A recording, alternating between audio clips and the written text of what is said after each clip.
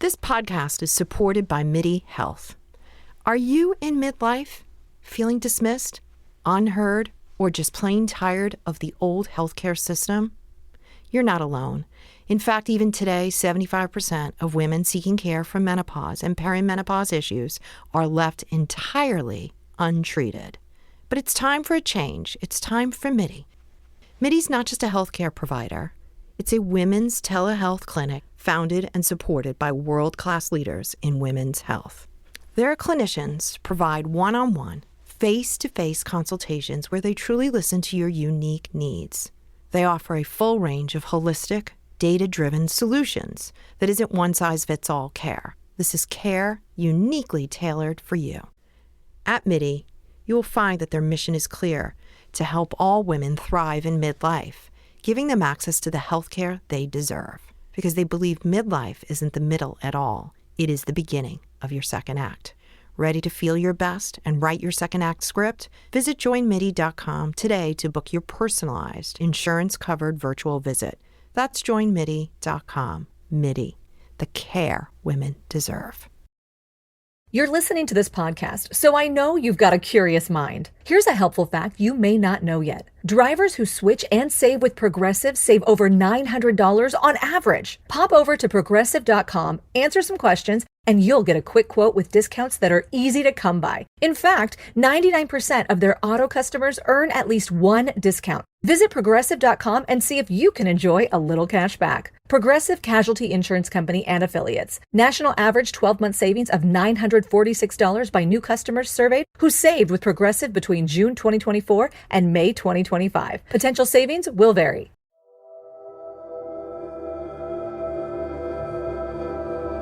All right, so we're back on Partners in True Crime, and we're here with Alison Duiker, who we talked to last week, and her extraordinary story. And I believe we left off and at where your family, you and your grandfather, correct? Yes. Confronted your father at the house when you discovered that your mom had disappeared, and he said that she ran off. Yes. So let's re-rack it for people a little bit that day. Let's go back to that day. And just for our audience, just kind of give us a little refresher of what happened that day. Sure. So the day that we're talking about is the day that she decided. I'm going to sneeze. I'm sorry. So just say, when you say she, just say my mom so people know. Okay. Sorry. Thank you. I'll edit that out. So the day that we're referring to is the day that my mom went to her father and said, he's never going to leave. He's never going to leave.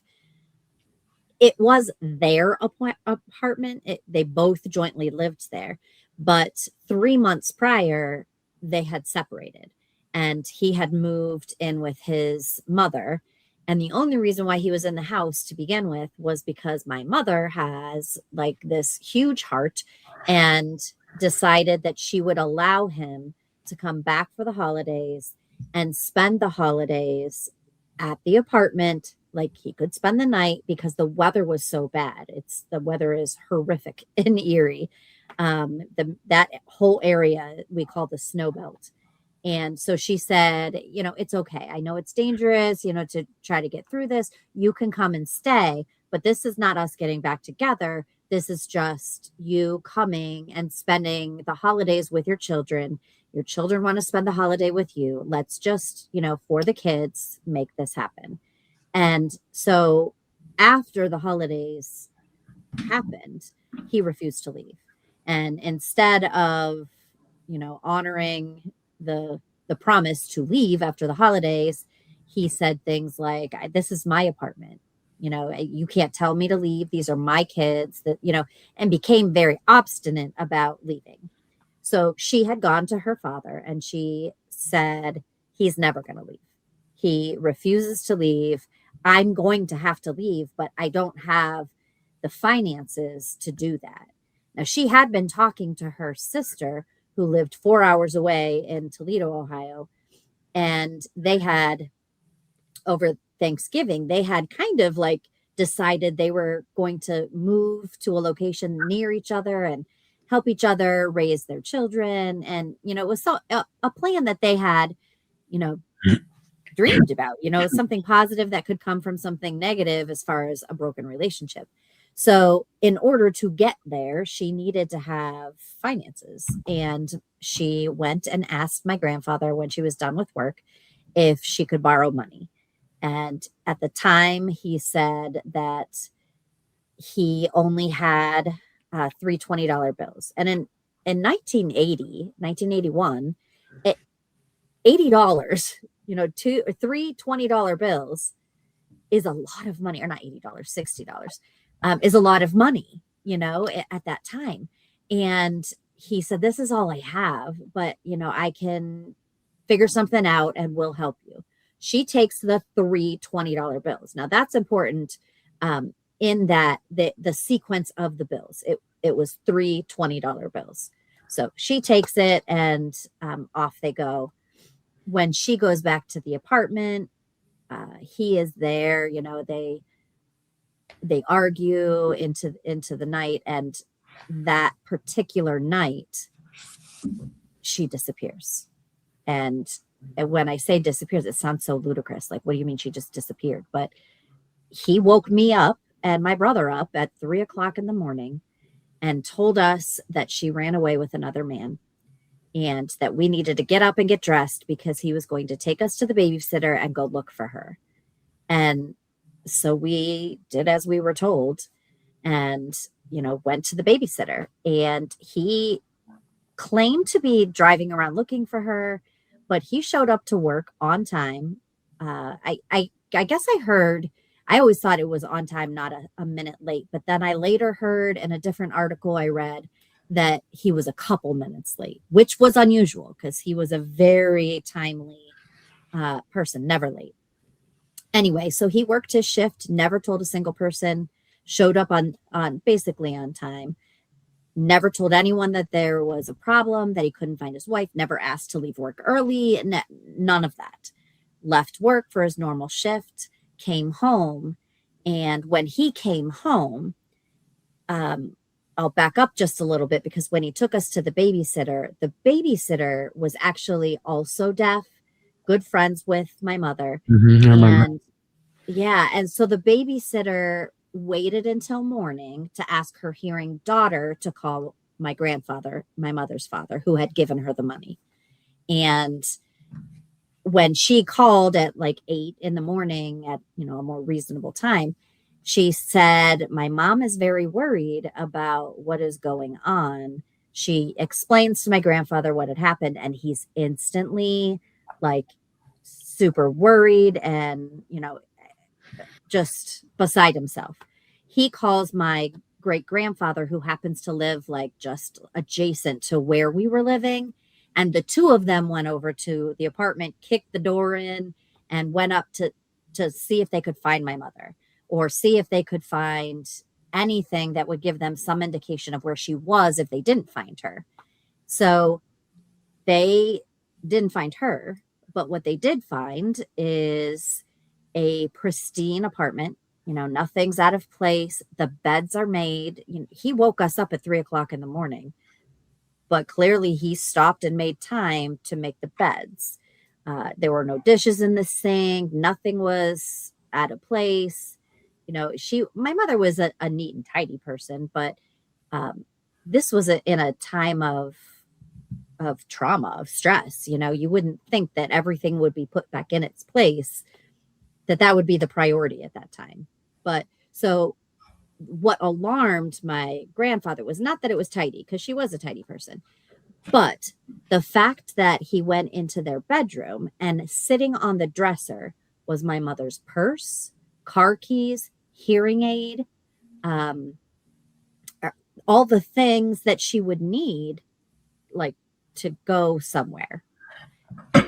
My mother was hard of hearing, really deaf. She wore hearing aids, but I'm told by my aunt it didn't really help much, but she always was insistent. Like, she never went anywhere. She had glasses. She didn't take her glasses. So all of the things that were essential to life for her were left behind. but she wasn't there. Well, that's the thing. And we've worked on other cases like this where they say that the wife left, ran off with another man. Very few women on this planet are going to leave their children behind. How old were you? I was 5, almost 6, and my brother was 3. Okay, so you're little kids. She's going to just randomly leave you.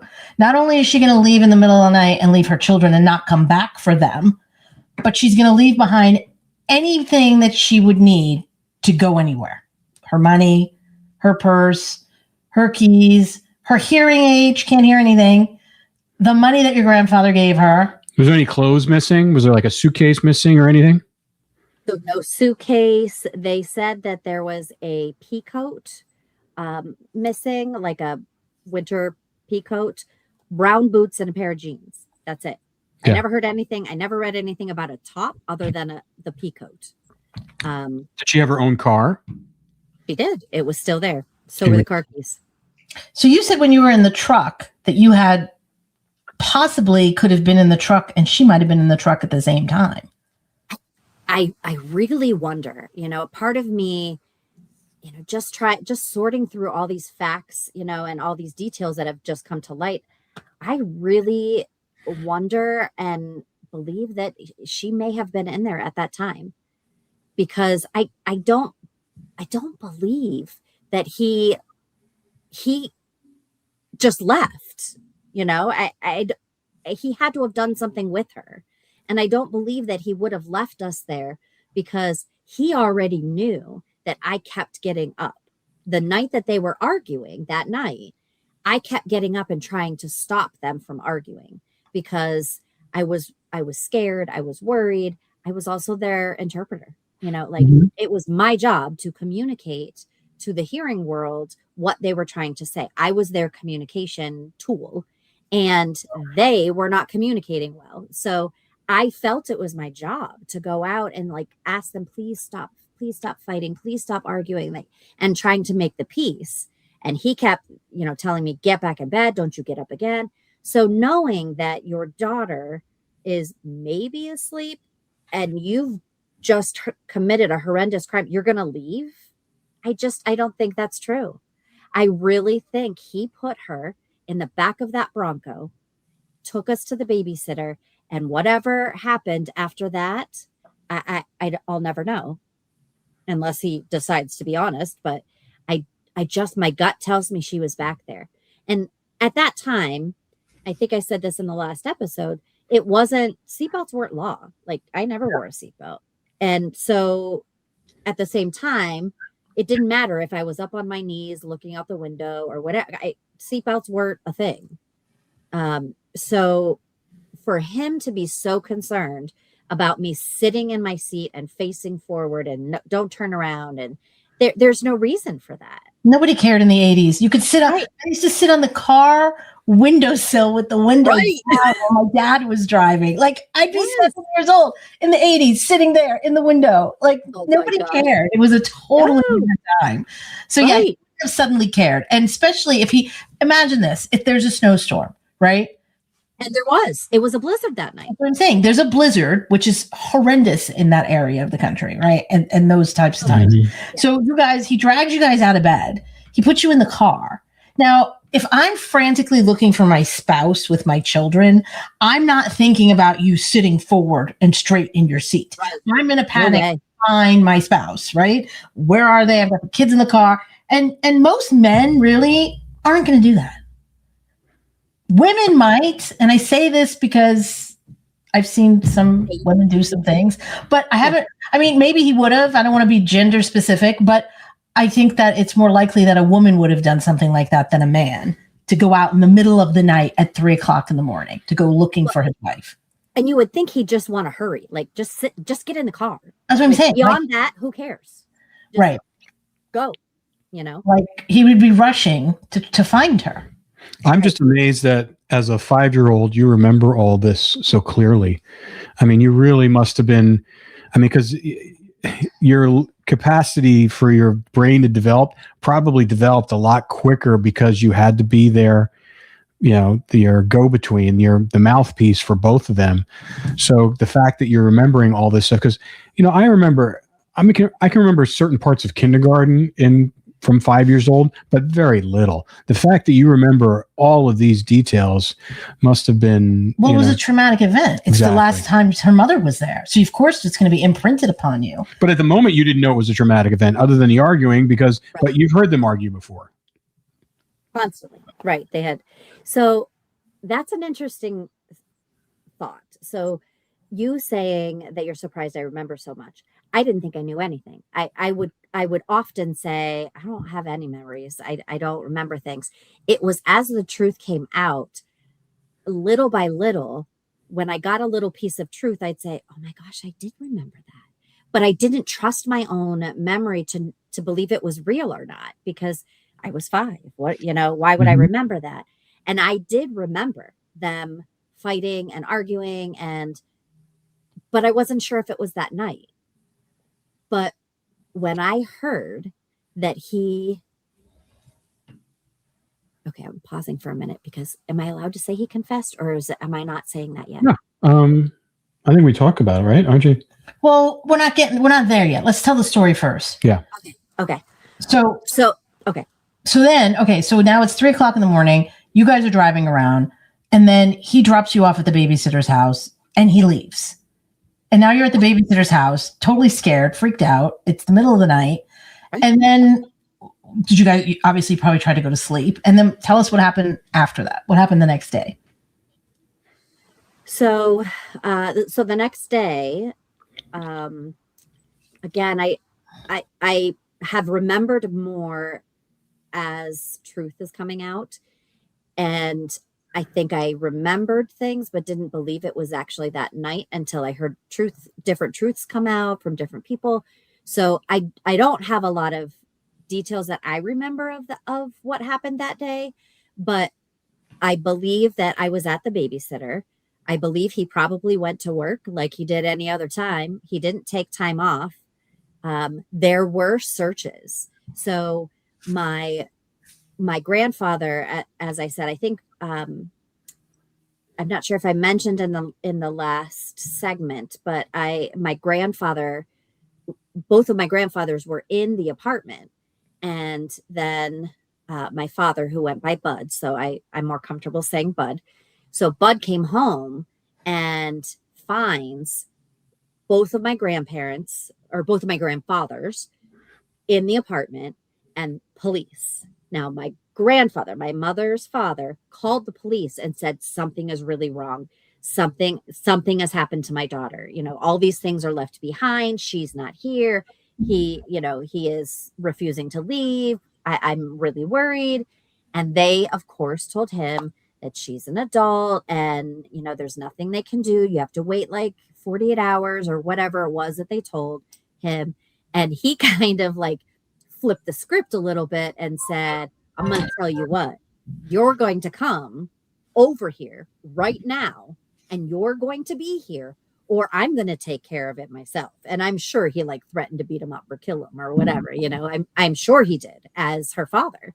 And the police now are looking at like, okay, so maybe we're not filing a missing person report yet, but if I don't get over there, we're going to be called out for something else. So he manages to get them to come out. Anyway, Bud walks in from work with us children. We were at the babysitter. He picked us up, brought us home, worked his normal shift as usual.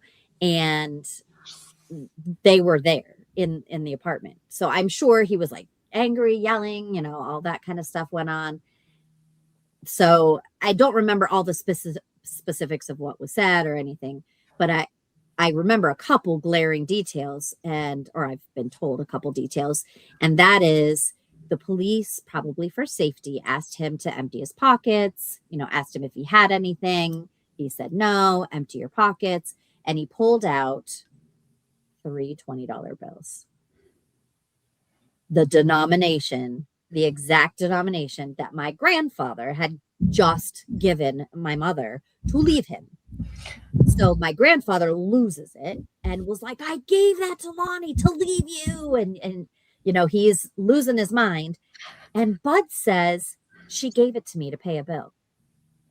So that right there tells you, first of all, there's no way that she would have done that because you squander money. That she'd never give you and trust him to actually pay a bill. Never give you money to pay a bill. That would never happen. Second of all, that's not what that money was for. So why would she even tell him that she had it? So that's the first clue right there, right? Okay. So of course, because of the way that the missing persons system works, and she was an adult, they really don't do anything for 48 hours, even if that was a clue, right? There's your clue. Right. 3 $20 bills that she was using as money to leave him and get away from him. And here he has it in his pocket claiming that it's for a bill. But looking at it from law enforcement's perspective, they're like, okay, well. She could be anywhere. She could be anywhere. She's an adult. She's an adult. Maybe she just got tired of being a mom and wanted to get away from him and took off. And she just gave him the money to pay a bill, like he's saying, or she just gave him the money to shut him up or whatever. So from their perspective, they don't see it as a clue. They just see it as, I mean, maybe they did. I don't know. But I'm just guessing that for them, they're thinking she's an adult. She has 48 hours before we can investigate this. We had a similar case in South Carolina where the same thing. The mom disappeared and her purse was there with the keys and everything. Same time period, 1980s. And kids were little. And it was just like, they were like, well, she took off with some guy, you know? So your grandfather obviously instinctively knows something's wrong. And what does he do after that? So I'll say that, like, in addition to all of that, that's really like the second clue, because she's not going to leave the house without her glasses. She can't see, or her hearing aid, or walk somewhere in a blizzard. Why would she take the car that belongs to her? I mean, none of that makes sense. She left behind her wallet that had all her ID in it and all those things. So none of that made sense. So I would really think that's the first clue, and the second clue being the money. So eventually the police leave and say, you know, well, we're going to see if we can run some searches, do some whatever. I'm going to guess that they wanted to be helpful because it's a small town, you know, small town department. My grandfather and several family members, uncles, cousins, were all volunteer firemen. Okay. So what they did is help. Yeah, they probably knew each other, but they helped set up a search party for the next day. And they searched and searched, like, with dogs, with helicopters, with, you know, people, with volunteers from the fire department, from neighbors, all different kinds of people. And, you know, of course, nothing was ever found. Not one thing, no footprints, nothing left behind. Nothing was found that was suspicious. And I will say that one of the things that was very suspicious is, as all of this is going on, he's carrying on his normal days, going to work, taking the kids to the babysitters, coming home. And the upstairs, we lived in the upstairs apartment, and the window that the dining room was in faced outward where all of the searching was going on.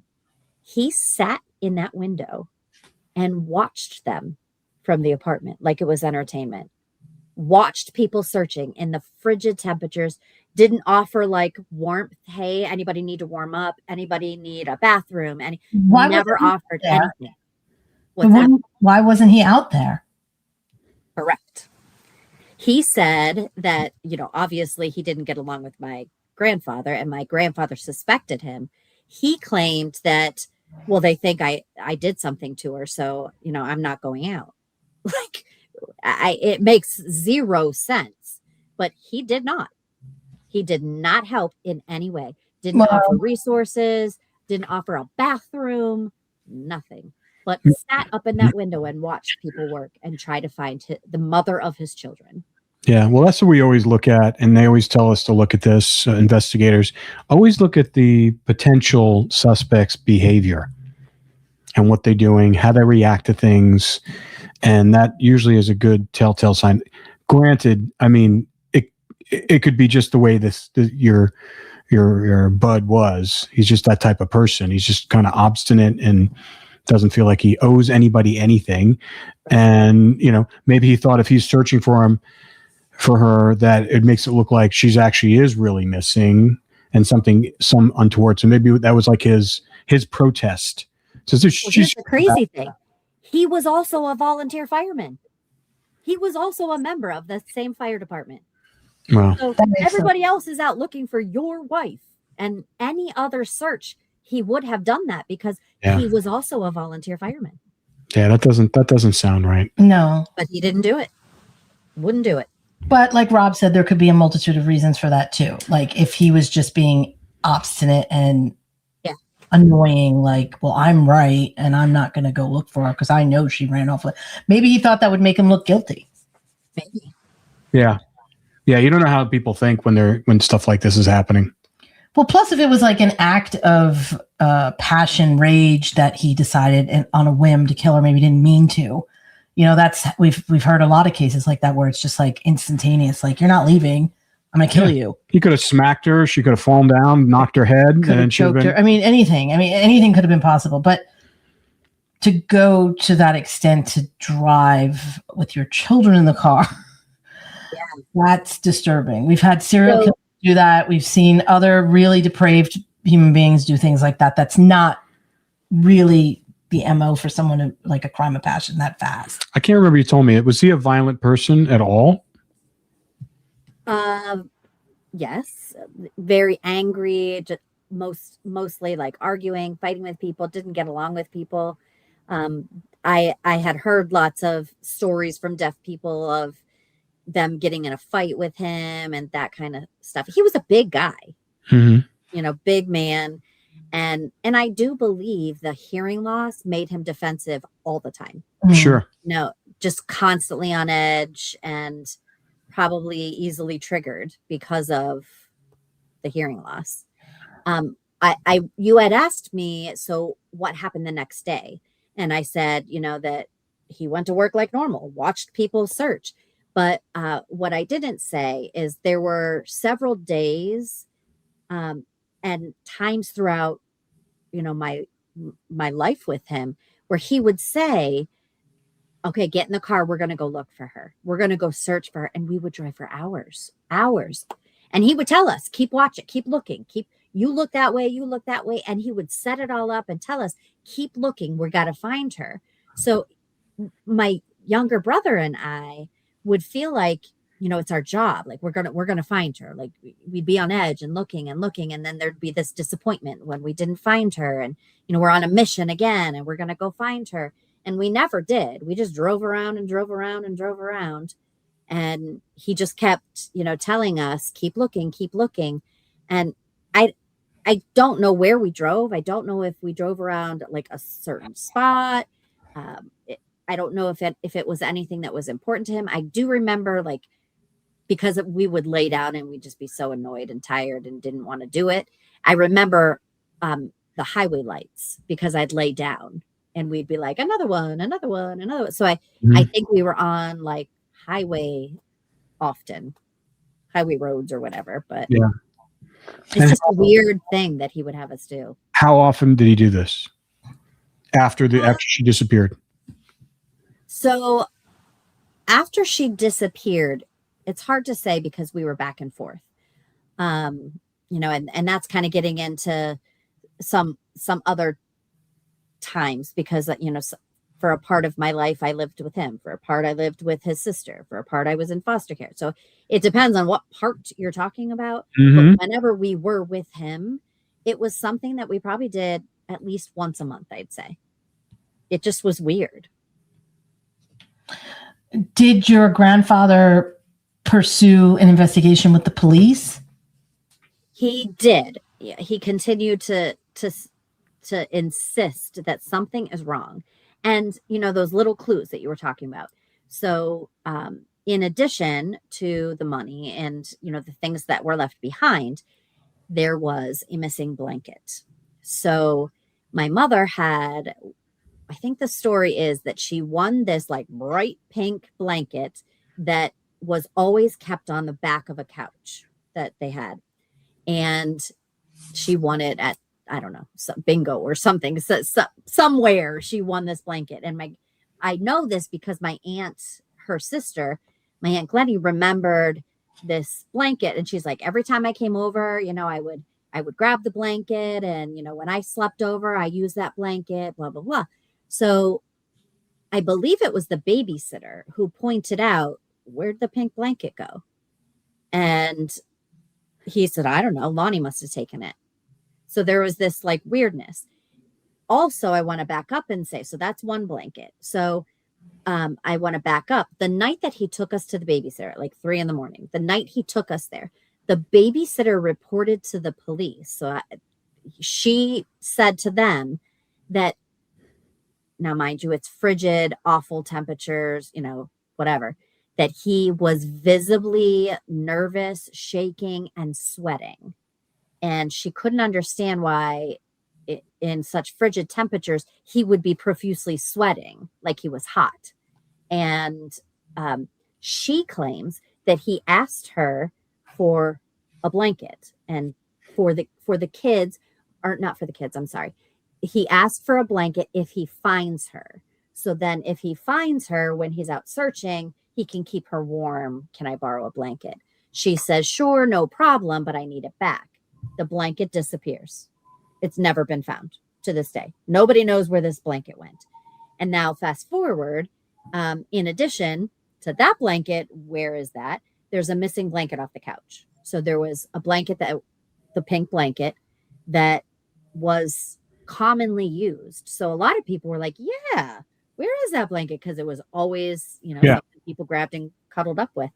But it was missing. Never found. Interesting. The babysitter, is she still alive? She is not, unfortunately. I heard she died of cancer several years ago. Right. Yeah. Okay, so your grandfather is pursuing the law enforcement to do something. Yes. Did they investigate in those early days? So that's hard to say because I have never been allowed to actually look in the file. So what they specifically wrote in there in those early days, I don't know. From what I've kind of gathered from talking to different detectives over the years is that they didn't do much that day. They presumed that night that it was just a domestic dispute. She'd be back. No big deal. I was told that there was not one picture taken, that they just kind of looked around and didn't actually note anything other than everything looked fine. That the notes from that day were very slim. There were no photos, no searches done. It was just kind of wait and see sort of thing. Later, my grandfather, with the help of the fire department, they're the ones that like helped set up all the searches and different things. Now, I'm sure at some point the police were involved in that. I just don't know to what extent or how, because I can't read the file. Wow.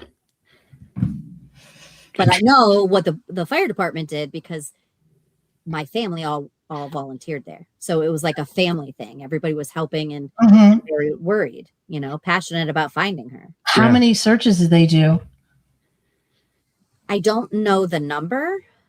There are several. It's very interesting. There are several firemen who are retired now, older gentlemen who are still alive and talk to me about their experience searching for her. I did a book signing in that town, and directly next door to where we lived was a church. So I did a book signing in that church, and across the street was the fire department where the volunteers came from.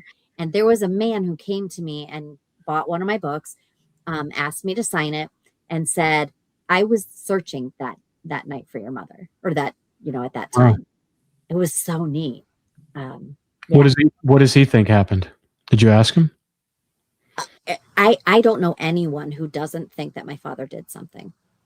I truly don't. They all felt like he did something to her. There's so many different theories of like where he could have hit her, or, you know, what could have happened, or where she may have been hidden.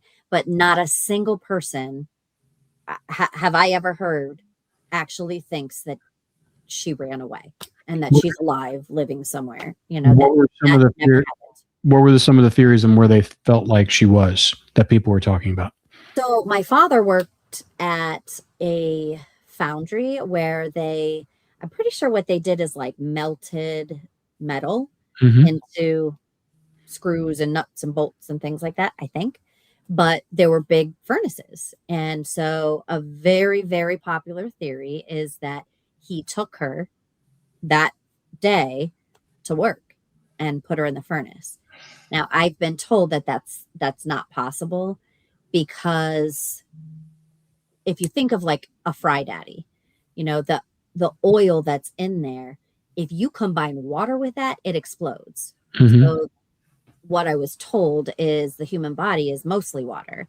There's no way that he could have put any part of a human in that machine and it wouldn't have shut down or exploded or something. Yeah. It's just not possible. Or left some sort of residue of your mom, the evidence, Right. stuff like that. Yeah, it would have shut down. So anyway, that is a very popular theory. Many, many people feel that way. Another theory is, I guess, some years later after this happened, we moved away. The owner poured a concrete slab, like for parking, and you know there was a lot of theories that she's under the concrete, but that actually happened after she went missing, not before. So that is dismissed. But I do hear that a lot. I do hear people say, you know, they poured concrete, and I do know that, but it happened after, not before. Hmm. You know, people saying that she's in that house somewhere. And I don't know if later they did any kind of searches. I specifically asked the police if they ever went through that apartment and with luminol. Did you ever look for blood in the apartment, in the cars, in, you know, anything? And Yeah. I was told they couldn't answer that Okay. it's an open investigation. Are they So still considering that an open investigation? I believe so. I believe at this point it still is, you know, until justice is served. Yeah. It's still a work in progress. Yeah. I mean, because there's got to be a trial, and Right. you're like you said, you know, you got stuff happening at the end of this month to Yeah. kind of determine what's going on and whether or not you feel like it might, you know, evolve into something, and you might get some answers. Right. For sure. Yeah. For All sure. right. So years later. So now, how long did people look for her? Like, you know, as far as, or when did they stop? So I'm really just guesstimating, but I do believe that it was probably for weeks, you know, after that night. I had firemen tell me that they never stopped looking, that they just, you know, for months, years, they would just take a walk in that area or walk through the woods, or, you know, go on a hike and just wonder if maybe they'd find her. It's also like that area is very dense. There's like some swampland there. There's a creek there. Like there's a lot happening in that particular area. So a lot of places to explore. Another theory was just down the road is French Creek. Like, well, behind the apartment a little ways is a creek that runs miles and miles. So another theory was, you know, she was there and maybe somewhere along the creek she would turn up one day. So a lot of searchers would walk the creek and see, you know, if they could find anything that would lead to anything. I did have another person tell me that there's a well, like an old well on property that maybe had a house. I don't know why else there'd be a well, but it's really just all forested area, because I went there to look for myself, like an old um, foundation of a house and a well. And I guess there was a button that looked like a peacoat button found in this well.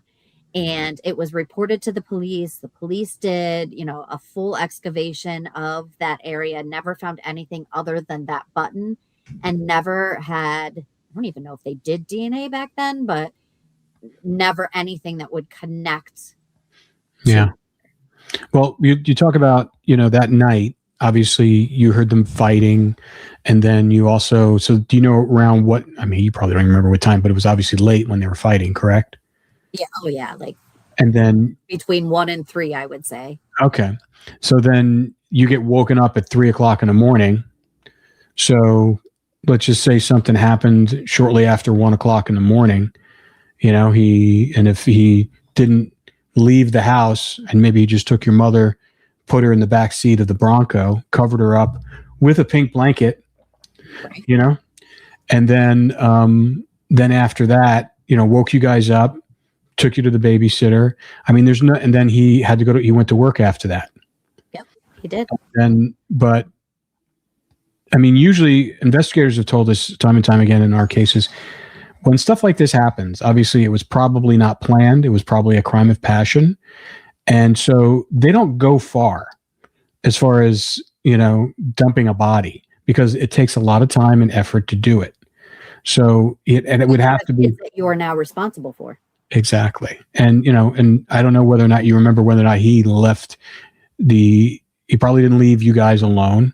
So it had to be someplace. If he did dump the body, it was after he dropped you guys off the babysitter and before he went to work, or he just let her in the back of the car for the whole time he was working. So he would work from 8 to 5? 6 to 3. 6 to 3. So it's still daylight when he gets off work. Where did he go right after work? Did he come pick you guys up right away? I don't know the particulars of that, but I believe so. So there's only a few windows of time where he could have disposed of the body, because he wouldn't have left it. You wouldn't want to leave it in the back of the Bronco, because then, when did the grandfathers come over to the place? During the day when he was working. During the day he was working. So they were already actively looking for her. Yeah. When he was at work, yes. Yes. Okay. Yeah. Now he claimed, that he was going to look for her. That was at 3, and at 6 he shows up to work on time. So there's 3 hours. His work is only like 15-20 minutes from where they lived. Okay, the weather's bad, double that time. Yeah. He drove a 4-wheel drive Bronco, so you can go anywhere. He wasn't going to have too much of a problem. So when you're talking about what happened to my mother, I believe that that's the window of time that something happened. Something had already happened, but I mean, as far as whatever happened with the body, that's when it happened. Is there anything else around there, like landfills or any kind of quarries and stuff like that? Yep. Yeah, it's country area, so there's a lot of fields and creeks and, very dense forest area. There are landfills, garbage dumps, all kinds of things. Pretty close to where your parents' house was? Yeah. Like 10 minutes, 15 minutes away? On the way. So another theory was, on the way to work for him, one of the routes he could have taken had him go right by a some sort of like drilling quarry, like I'm not sure what they manufacture in there, like gravel, like a gravel pit kind of thing. Yep. But he would literally pass that to go to work. So, that's a big area with the potential. I did hear that.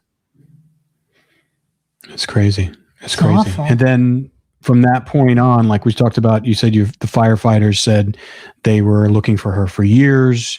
How about your family, your grandparents? I mean, what was the protocol at that point? They didn't get any answers. Obviously, she did not run away on her own accord, because she wouldn't have left her kids. She would have reached out to her parents at some point if she had said, "Listen, I can't live there anymore. I'm in danger. She this is where I am." Left her kids, and you wouldn't left the kids.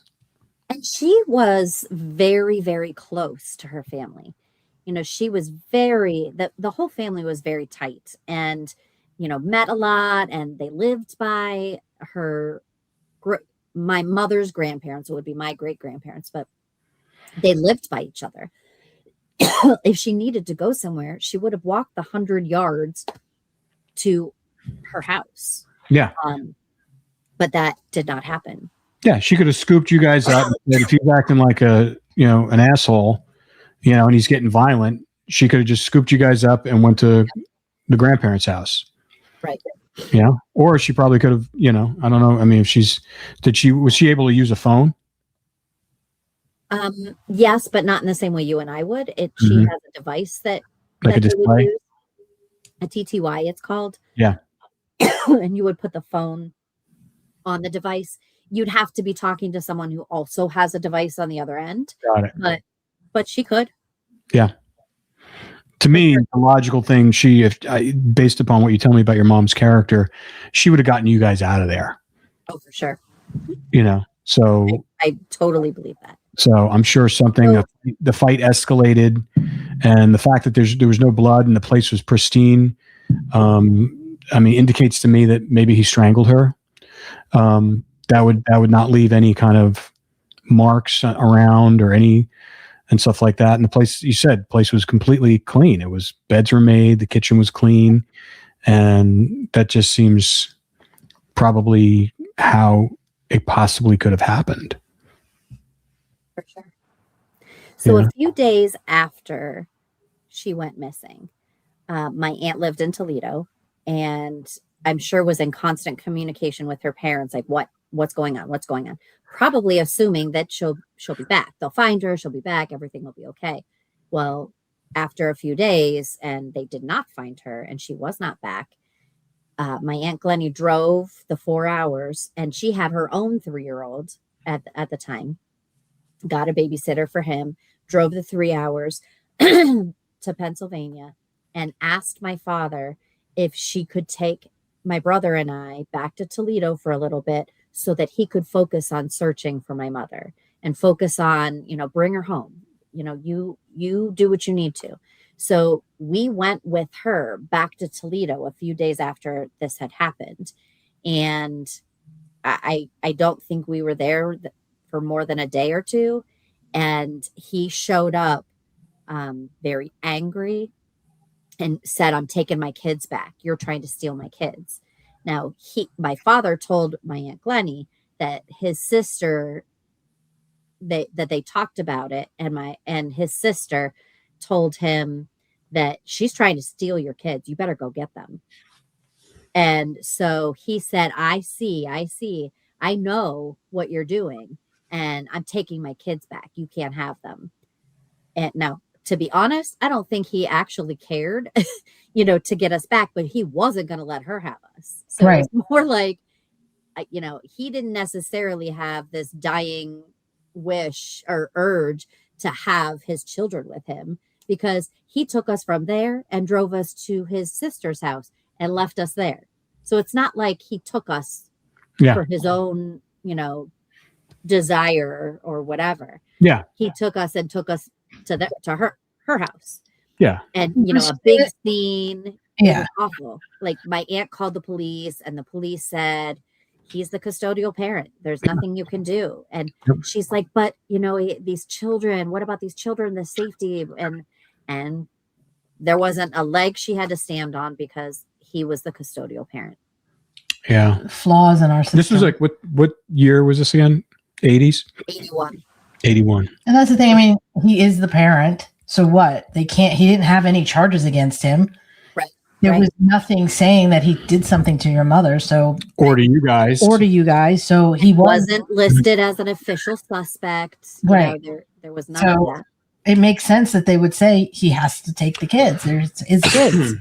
And you never want to separate kids from their parents unless, you really have to, and if they're in danger. And they probably didn't even realize that you guys were in danger.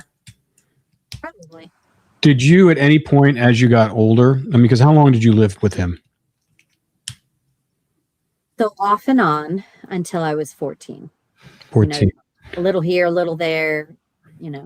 Did anything ever occur to you while you were growing up and you started to understand how the world works and people, and always probably wondering what happened to your mom? Did it ever come to you as a young person that maybe that Bud could have done something to your mother? Always, from day one. I would say that there were little flickers of moments that I thought, like, did she leave us? Like, why would she do that? But it never lasted long. And that's because of the doubt that he would instill in us, and, just keep hammering and saying, she didn't love you. She loved this man. And, he would hammer on us. And there'd be times that I would think, why would she do that? Like, what was I that bad? Like, what did I do that would make her want to leave us? And Well, so heartbreaking. that's not uncommon. What divorced parents do to their kids, it's called parental alienation. And so it's gaslighting the other parent no matter what. And it's a horrible thing to do, because I'm sure a lot of times you may have believed certain part of those talks that your father would have with you, and saying stuff like that, because you're like, why would she leave me? Why would she leave us? Thanks be to God, I always came back around to, no, she wouldn't do that. And I can't even say that I have like strong memories of her or with her, but just something about her made me think no. And what I knew about him made me think yes. The violence that I experienced, the abuse that I experienced, how I'd watch him fly off the handle and lose total control of, situations, throwing things, kicking us. Like, I witnessed his anger and knew that he had to have had something to do with it. He had to. And I always thought that. And I do think he knew that. I do think he knew that I questioned him. I do think he wondered if I saw something or what I might know that I haven't told him or shared. I do think he knew. I also think that every time he looked at me, he had to think of her. Yeah. Do you tell me that knew her that I'm just like her? I was going to say, do you look? And I love that. Do you look like her and you act like her? Yeah. That's great. Yeah. And, her smile, and, I'm a dancer. She was a dancer, so many neat things that people tell me about her. And I think, oh, I'm like that. And isn't that crazy? Like, I don't know how I lost her at 5, how did I become like that? But DNA. So crazy. Yeah. Strong genetics. Did your grandparents throughout the years, did they continue to think that he was involved in something? Again, I don't think they ever thought he didn't. Right. They would know. Never stopped, begging him to tell the truth. Even, we don't care about jail, whatever. We just want our daughter back. Where is she? Let us, bury her with dignity. The not knowing. Right. Just let us know. And my grandparents have both passed on. And there are interviews where they say, I just hope I find out before I die. Just before I die, I want to know what happened to her. And that didn't happen for them. Oh, it's sad. It is sad. Well, this story just gets deeper and deeper as we go along. This is just the beginning of it all, and it's an incredible story. It's like a psychological slow burn. Yeah. It really is, because it's like you're all these repressed memories that you've had as a child, and now it's like you're having to deal with them as an adult. And now you're at a point now where he's going to be he has a court date at the end of this month, and so it's going to be really interesting to see how all this plays out, and whether or not he's going to tell what really happened, or at least he's told you what you think's happened, but it's like now you're going to be able to hopefully have some justice. So as we go along, we're going to unfold the story and how Alison actually found out some things about her mother that she didn't know regarding what happened to her that night. And it's fascinating how that happened. Yeah. It's really interesting. You were saying earlier that, it's amazing that I remember so much detail. And I would say I'm realizing that where the memories fit as time goes on and more and more truth is revealed. Mm-hmm. Because when the truth is revealed, it validates a memory I had and kind of time orders it. And I think, oh, well, it gives you a reference. Was that night? Yes. It gives you reference points. It sure does. You so know? I feel like I'm learning more and more and more as I go, because it's all making sense. Like the puzzle pieces are fitting together. And then I'm realizing A went with B. Well, great. Well, we will continue on this journey with you. Fascinating. You're a fascinating woman and a very courageous woman. Most, like I said, it's amazing how many courageous people we've discovered who've had horrible things to happen to them. And the fact that, you've lived a life that you have, and you have a family of your own, and you have a career, and you're so adjusted to this, and you're so together. I mean, most people would not be able to handle all this, and their life would be in turmoil. I mean, you were a foster care, handed around. You're a success story. You're truly a heroic success story. Thank you so much. Yeah. And I say that is my mother's legacy. Like exactly. Me allowing all of this to tear me apart. And I guess allow isn't the right word, because you have to have a certain amount of tenacity and grit and whatever. But I refused to be another statistic. I refused to add to his legacy of hatred and evil. I still want every day. I want to be, something positive and healing and known. I want this story to be known as a story of resilience, and that pointing to my mother. Yeah. Yeah. And perseverance. Yeah. Yeah. Well, fantastic. All right. Well, till next week. All right. Thank you. All right. Great talking to you.